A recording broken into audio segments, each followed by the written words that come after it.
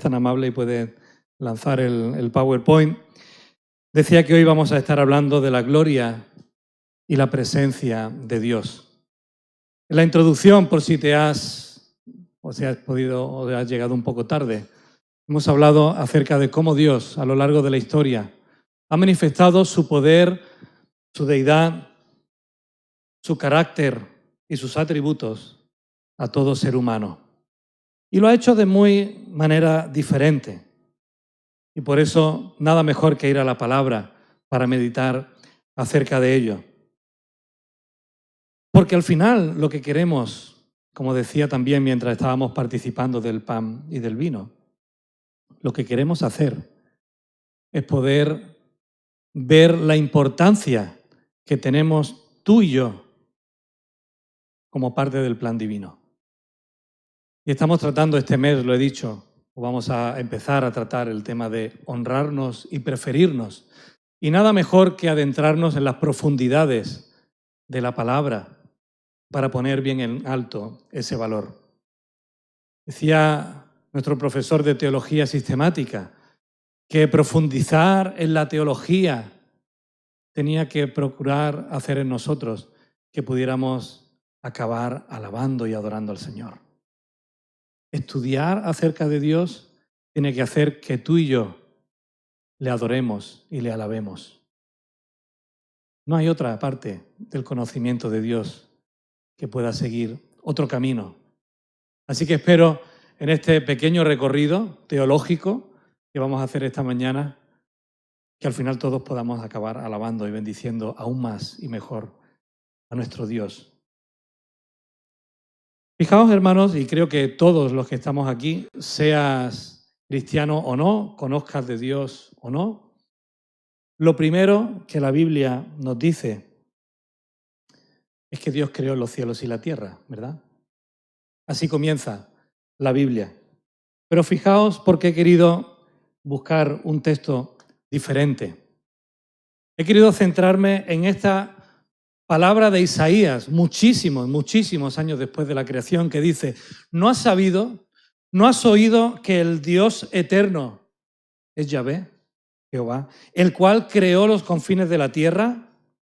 Y aquí empieza a hablarnos o a recordarnos acerca de ese carácter de Dios que hemos hablado. No se desfallece, no se fatiga con cansancio, y su entendimiento no hay quien lo alcance.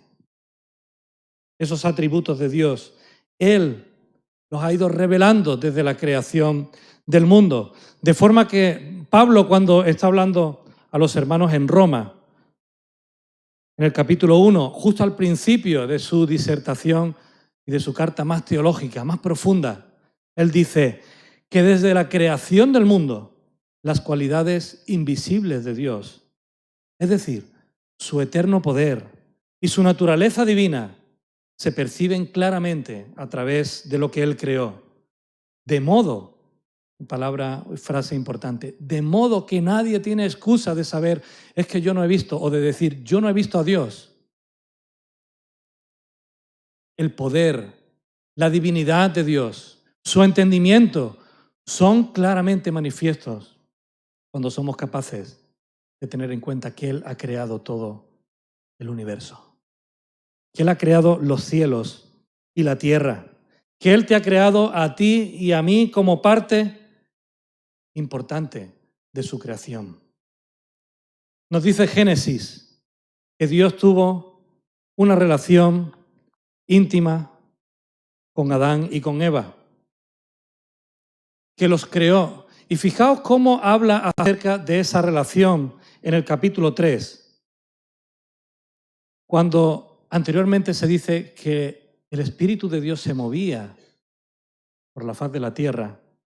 Cuando llega el capítulo 3, y algo importante había pasado, ¿verdad? Dice que tanto Adán como Eva oyeron la voz del Señor Dios que se paseaba en el huerto del Edén, al aire del día. Y porque habían desobedecido a Dios, también se nos recuerda que el hombre y su mujer se escondieron de la presencia de Jehová Dios entre los árboles del huerto. la presencia y la gloria de Dios no solamente fue manifestada en la creación, sino que Dios quiso hacer que su presencia y su gloria también estuviera presente en su creación. Él se deleitó con su creación. Él vio como algo muy bueno lo que había creado y Él no quería quedar aparte de su creación. Él quería estar sustentándola, gobernándola con su presencia y con su gloria. Pero por esa desobediencia del ser humano, una de las primeras y más profundas consecuencias que conllevaría todo lo demás es lo que nos dice Génesis 3 en el versículo 23. El Señor Dios sacó al hombre y a la mujer del huerto del Edén.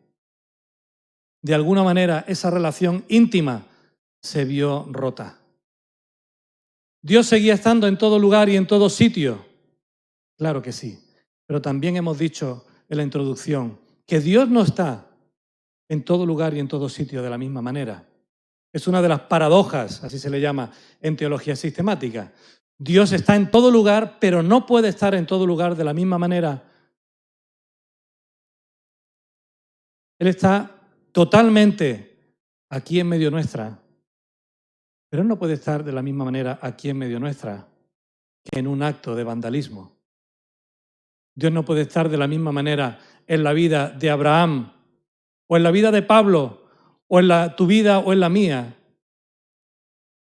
que en la de Hitler, o en la de algún otro, que se ha estado oponiendo no solamente a Dios, sino también actuando en contra de lo que Él ha creado y de la dignidad que tiene el ser humano.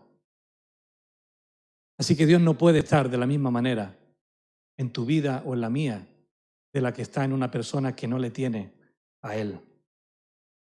Eso es algo que se va a desarrollar también a lo largo de toda la Escritura. Porque Dios precisamente lo que hace, y aquí comienza su plan para reunir consigo al ser humano, Él decide elegir a un pueblo. Y fijaos, porque de entre todo lo que podía haber elegido, he buscado pasajes que nos ayuden a ver la presencia y la gloria de Dios en todo momento. ¿Recordáis cuando Él decide sacar a su pueblo escogido de la esclavitud de Egipto? Dice que el Señor iba delante de ellos, de día en una columna de nube para guiarlos por el camino y de noche en una columna de fuego para alumbrarles, a fin de que pudieran mantener la marcha, de que pudieran andar de día y de noche. Nunca, palabra importante, nunca se apartó de delante del pueblo la columna de nube de día, ni de noche la columna de fuego. Y es importante este pasaje porque a lo largo del relato bíblico vamos a ver algo acerca de Dios manifestando su presencia con su pueblo de manera especial y espectacular en forma de nube, de humo. De hecho, en el Sinaí, cuando Dios fue a dar las leyes al pueblo que había elegido y a Moisés, esa columna de humo reposó sobre el monte Sinaí. Y el pueblo de una manera clara y evidente podía ver que allí estaba la presencia y la gloria de Dios. Pero no quedó allí, en la montaña. Dios, con el paso de los días, le dijo al pueblo: haced y construid un tabernáculo para que yo habite juntamente con vosotros. Ya habían terminado prácticamente esas grandes marchas primeras. El pueblo empieza a asentarse y Dios quiere que el pueblo pueda tener una relación personal e íntima, no ya a través solamente de Moisés, sino que ellos pudieran venir y ofrecer alabanza y adoración a Dios. Y por eso les pide que construyan un tabernáculo. Y fijaos las palabras de Dios al pueblo: después me harán un santuario para que yo habite entre vosotros. Ya no voy delante, guiando y cuidando solamente. Ya no estoy en el monte Sinaí para revelarme a Moisés. Quiero que sepáis de una manera clara, evidente y visible: estoy entre vosotros. De esa forma, cuando termina de construirse el tabernáculo, en ese instante la nube cubrió la tienda de reunión y la gloria del Señor llenó el santuario. Algo que ellos pudieron ver, algo que ellos pudieron manifestar. Y de la misma manera, muchos años después, sabéis que el tabernáculo no fue ese habitáculo, ¿verdad? Permanente, para siempre. Muchos años después, el rey David sintió en su corazón construir un templo. Y el Señor le dijo que él no era la persona más adecuada. Dios le dijo que sería su hijo Salomón quien lo construyera. Así que Salomón, gran parte de su ministerio, importante por el que lo conocemos, es porque él se puso manos a la obra para construir el templo, el llamado Templo de Salomón. Un templo con el que Dios también estuvo de acuerdo. Él está en todo lugar. Él está en los confines de la tierra, como nos dicen los salmos. Él ha dicho que Él está incluso en lugares donde tú y yo no podemos estar. Él gobierna los confines de la tierra, pero Él quiere hacer su morada con su pueblo. Él quiere que su pueblo le vea bien cerca. Así que cuando los sacerdotes se retiraron del lugar santo, una vez concluida la construcción y la ornamentación del templo, de nuevo nos dice la palabra de Dios que la nube llenó el templo del Señor. Y por causa de la nube, los sacerdotes no pudieron celebrar el culto, pues la gloria del Señor había llenado todo el templo. Y aquí ya se nos habla de algo importante, que estaba presente también en el tabernáculo, pero que a partir de aquí va a tomar una relevancia mucho mayor. Y es el hecho de que el Señor está con su pueblo, pero no cualquiera puede entrar en la presencia de Dios, no cualquiera puede entrar ni de cualquier manera ni de cualquier forma delante de Él. Dios ha hecho habitáculo con su pueblo. Él quiere estar con su pueblo, pero quiere que su pueblo sea consciente de que Él es santo, de que Él es único, de que Él es poderoso y que su gloria, tú y yo no podemos mancharla. Así que, de una manera mucho más visible, el templo representa también esa separación del lugar santo, donde se ofrecían los sacrificios, y el lugar santísimo, donde solamente los sacerdotes entraban una vez al año, para ofrecer perdón por todo el pueblo. Eso será muy importante en la carta a los hebreos, pero todavía queda mucho para llegar ahí. El templo fue destruido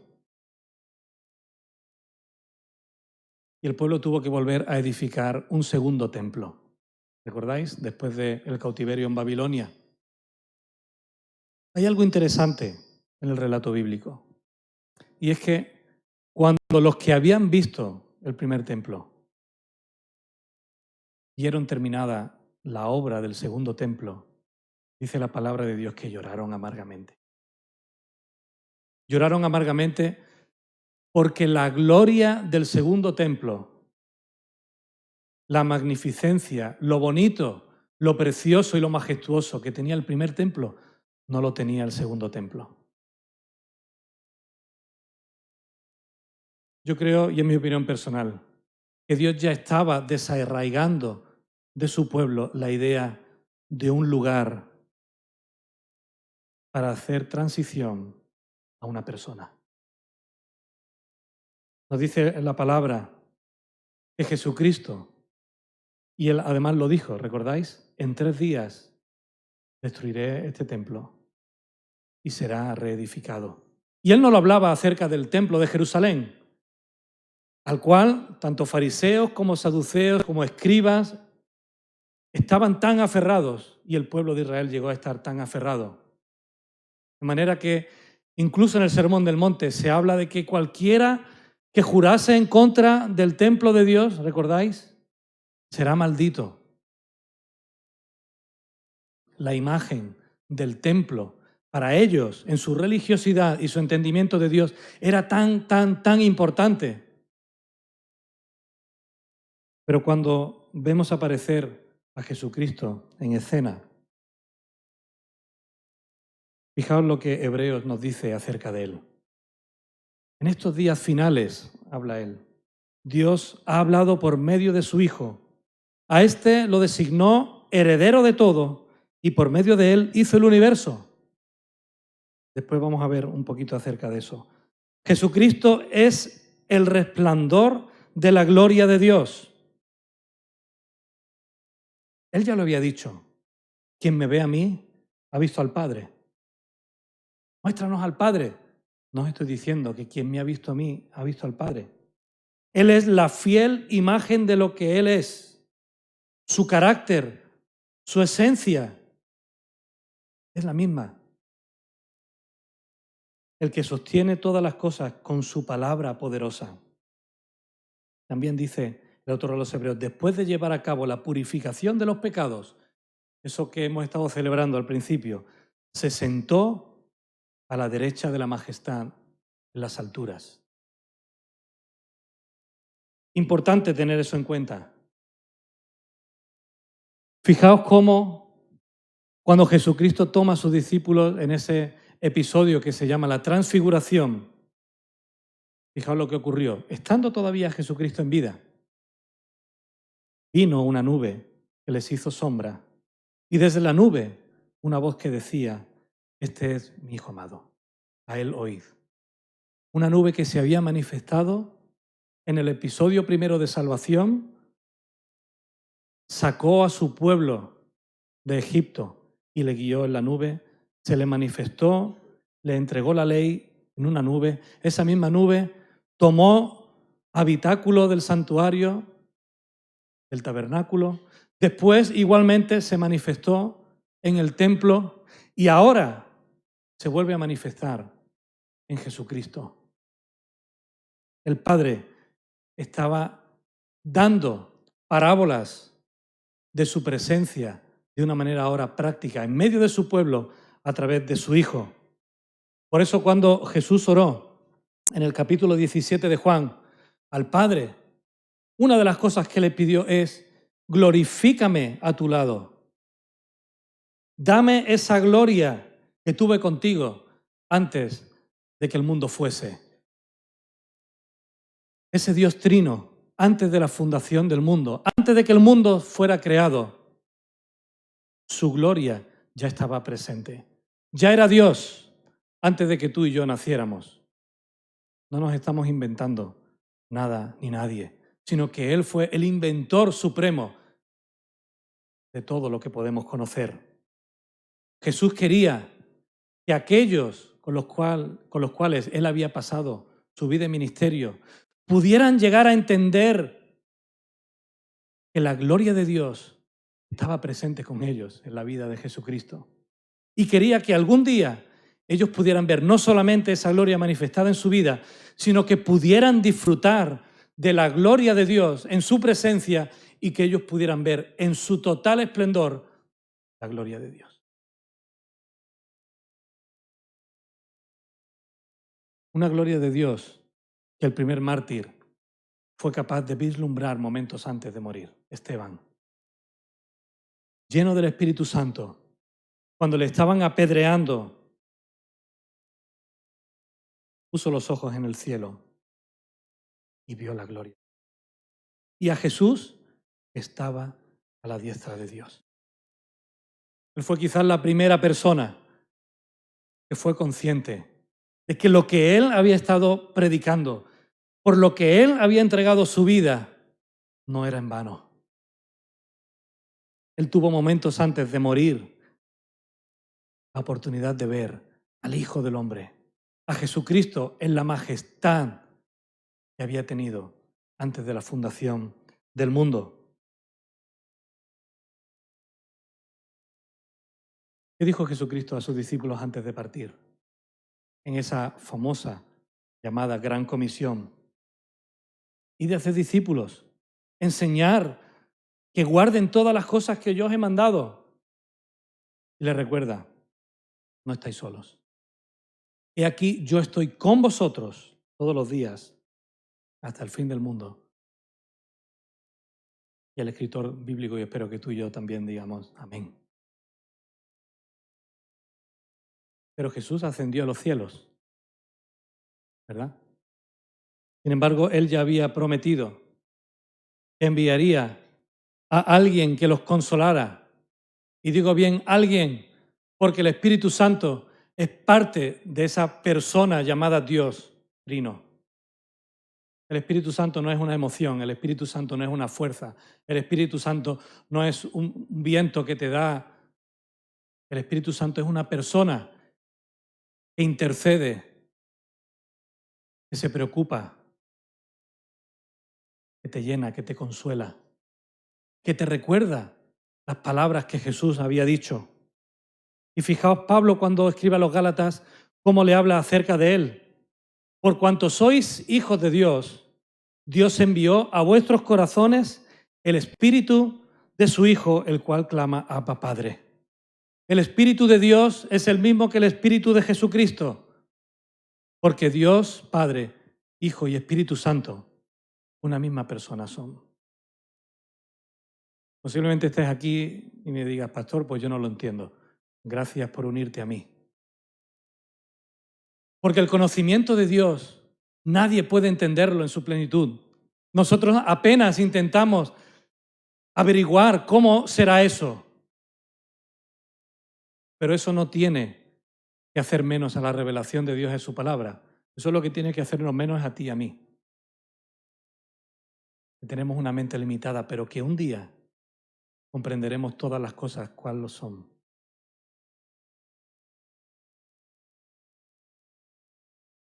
El Espíritu Santo está en tu vida si tú eres hijo de Dios, si has entregado tu vida a Dios y si le has pedido a Jesucristo perdón por tus pecados, porque Él es santo y tú no. Porque tú estás perdido y Él es el medio a través del cual puedes encontrarte con Dios. Pero no nos quedamos ahí, hermanos. Si nos quedáramos de aquí, estaríamos siendo infieles a lo que la palabra de Dios dice. Porque Dios no es un Dios solamente personal.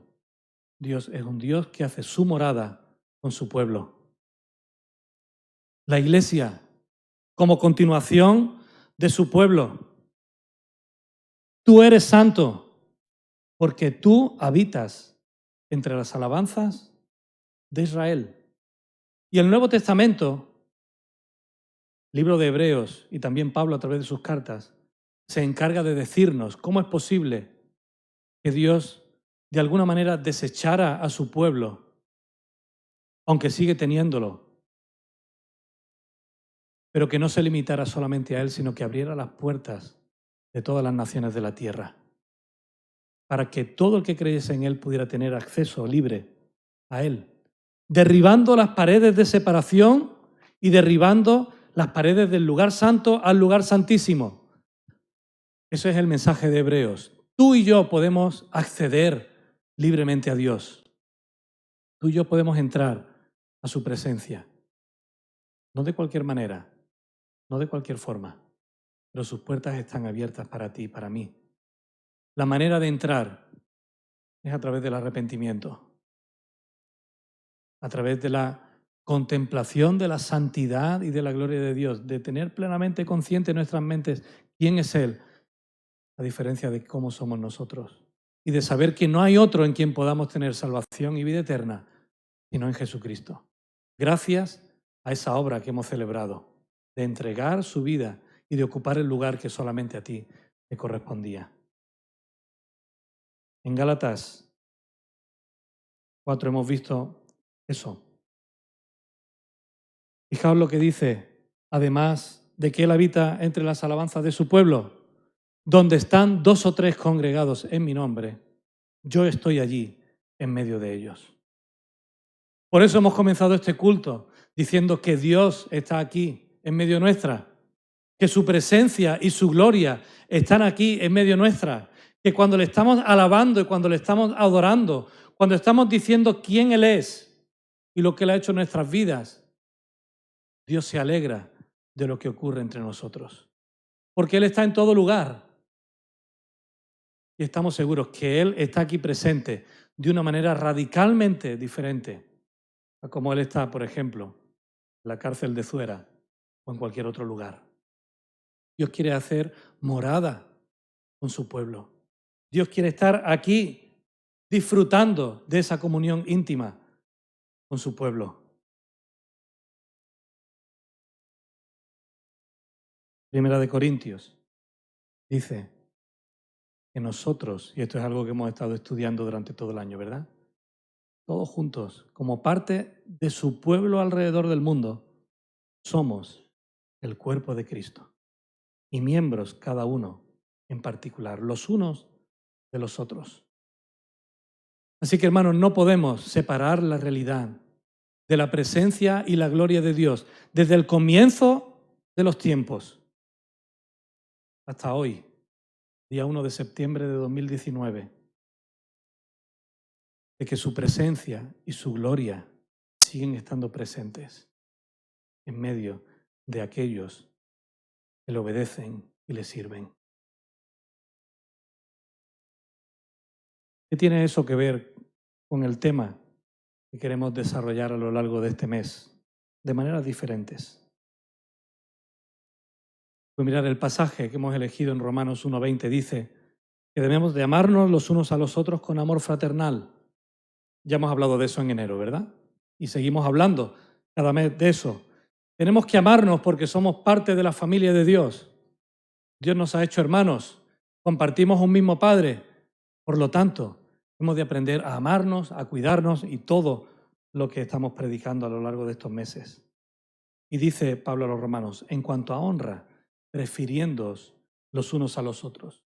Una versión bíblica más moderna dice, respetándoos y honrándoos mutuamente. Dar honra a alguien es darle preeminencia. Qué palabra más rara, ¿verdad? Bueno, es la que pone la RAE, así que deberíamos entenderla. En nuestro lenguaje, dar preeminencia, dar el lugar de honor, darle un lugar por delante tuya a otra persona. Dejarle el mejor lugar para él y tú dar un paso atrás. De manera simbólica eso significa honrar. Darle el valor que merece o incluso más del que merece a una persona. Eso significa honrar. Darle un premio. Darle el primer, segundo, tercer premio en una carrera. Eso es honrar a los ganadores. El Señor nos llama a que debemos de honrarnos los unos a los otros y respetarnos. Y aquí es donde viene la palabra importante. Hermanos, ¿por qué he decidido hacer este recorrido bíblico? Porque el Dios santo, trino y personal, el Dios que está en todo lugar, en todo momento, que lo sabe todo, que tiene el poder absoluto y el conocimiento absoluto, el Dios justo y amoroso, ha decidido hacer morada tu vida en la mía y aquí en medio nuestra. Cuando hablamos entonces de que hemos de honrarnos y preferirnos los unos a los otros, estamos hablando de reconocer a Dios en nosotros y querer estar con aquellos con los que Dios está. A veces no somos conscientes de que Dios está en la vida de los demás. Creemos que solamente está en mi vida. Creemos que solamente Dios está actuando en mi vida. Podemos llegar a pensar de que mira todo lo bueno que Dios hace en mí y mira todo lo malo que el enemigo hace en la vida de los demás. Y hermanos, eso simplemente no es así. Dios está en los demás en la misma manera que está en la tuya. Lo que cambia, posiblemente, es de qué manera tú y yo le estamos dejando a Él que obre, que actúe y que intervenga en nuestras vidas. Si Dios está aquí, si Dios está en nosotros, con nosotros y es por nosotros, como Pablo dice, en nosotros, con nosotros y a favor nuestra. Entonces, el deseo de tu corazón no puede ser otro que el de estar con aquellos con los que Dios está. Si Dios está en ti, yo quiero estar donde Dios está. Y mi deseo es estar contigo. Si soy consciente que Dios está actuando en la obra de otra persona, yo quiero estar donde Dios está actuando. Quiero estar contigo. Quiero compartir eso. Quiero influenciarme positivamente de ti. Evidentemente, también quiero trabajar en mi vida para que tú puedas influenciarte positivamente de mí. Si Dios está en nosotros como iglesia y como parte de su pueblo, entonces hemos de honrar y respetar a la iglesia, igual que debemos de honrar y respetar nuestras vidas individuales cada uno. Porque ambas cosas tienen una gran dignidad. ¿Sabéis por qué? Porque Dios está allí. Por eso, no estamos hablando de cualquier cosa. Estamos hablando de honrar, de respetar y de preferir la propia morada de Dios entre nosotros. Si Dios está en tu vida, y de aquí tiene que salir gran parte de nuestra moralidad cristiana, acerca de cómo pensamos en la vida, acerca de cómo pensamos en las demás personas, en el ser humano. Si Dios está, entonces yo tengo que dignificar tu vida.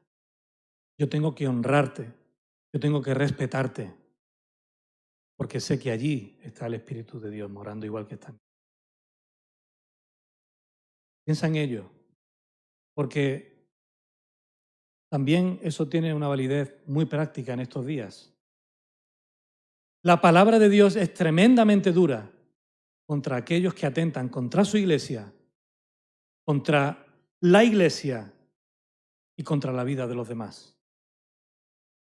Y eso lo vamos a ver a lo largo de estos días. La gran importancia que Dios da a su iglesia porque allí Él está. La gran importancia que Dios da al cuerpo de Cristo porque Él allí está. La gran importancia que da a la vida de los hermanos y por eso nos llama a amarnos como a nosotros mismos, porque ahí está su espíritu. A veces nos escandalizamos. Hablo para los que conocemos la palabra. ¿Qué será ese gran pecado imperdonable del que Jesús habló? La blasfemia contra el Espíritu Santo.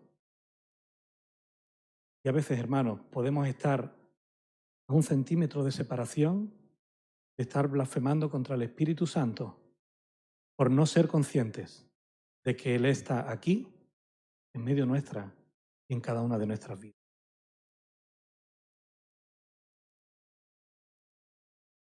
Me gustaría terminar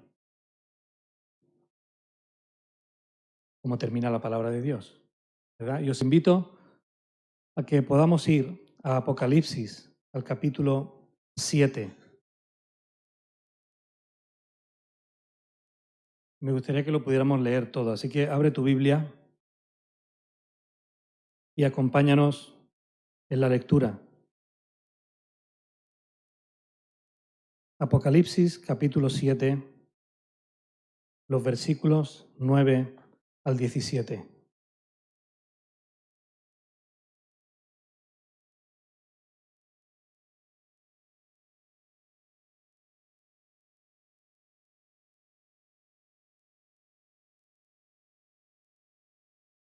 Hemos dicho que Dios está con su pueblo, que Dios en el principio estuvo con su creación, con el ser humano que Él creó, pero el propósito de su revelación, el propósito de todo el relato bíblico, es la conclusión de Apocalipsis. Dios quiere tener su pueblo consigo por la eternidad. Después de esto miré, dice Juan en su visión, y aquí una gran multitud, la cual nadie podía contar, de todas naciones, tribus y pueblos y lenguas, estaban delante del trono y en la presencia del Cordero, vestidos de ropas blancas y con palmas en las manos. Y clamaban a gran voz diciendo: la salvación pertenece a nuestro Dios que está sentado en el trono y al Cordero. El pueblo de Dios va a seguir proclamando de dónde viene la salvación hasta el final de los tiempos. Así que si estás aquí y no tienes la seguridad de pertenecer a ese pueblo, de pertenecer a la familia de Dios, yo te invito a que hoy puedas pensarlo. Porque Apocalipsis nos dice que un día va a llegar el fin, ya no habrá posibilidad de hacerlo. Pero mientras tanto, Juan ve al pueblo de Dios alabando y bendiciéndole, reconociendo que la salvación y que si ellos están ahí es solamente gracias al Cordero, a Jesucristo. Y todos los ángeles, versículo 11, estaban en pie alrededor del trono y de los ancianos y de los 4 seres vivientes y se postraron sobre sus rostros delante del trono y adoraron diciendo, amén, que significa así es. Tienen razón lo que ellos están diciendo. La bendición y la gloria y la sabiduría y la acción de gracias y la honra y el poder y la fortaleza sean a nuestro Dios por los siglos de los siglos. Amén.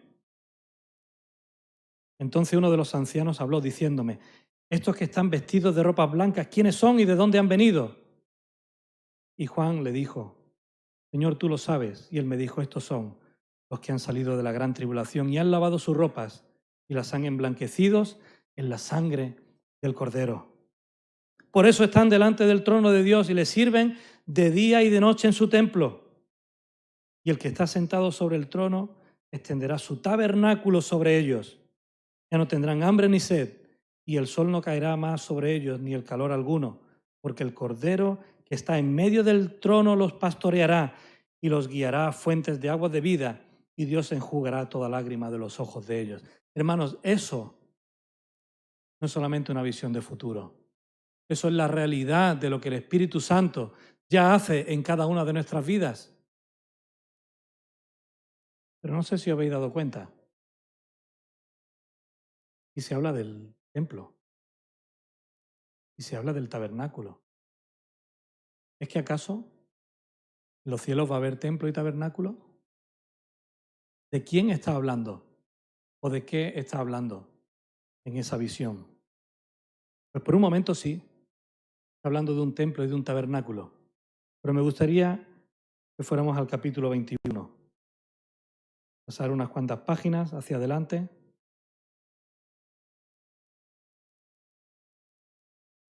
Versículos 22 al 24.